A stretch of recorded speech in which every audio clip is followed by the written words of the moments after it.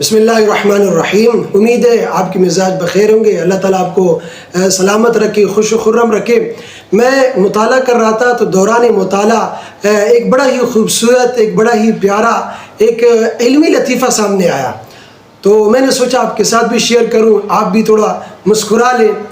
وہ لطیفہ یہ تھا، مفتی سید شجاعت علی رحمۃ اللہ علیہ جن کی وفات 1413 ہجری میں ہوئی، تو اسلامی نظریاتی کونسل کے جو ممبران ہیں ان کے ساتھ بیٹھے تھے اور گفتگو چل رہی تھی، گپ شپ چل رہی تھی۔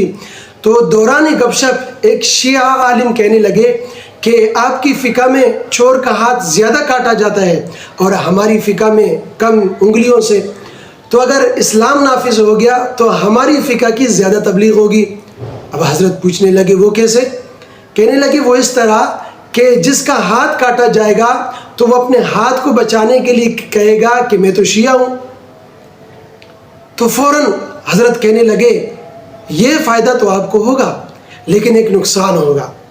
اب وہ حیران ہو گئے، نقصان کیا ہوگا؟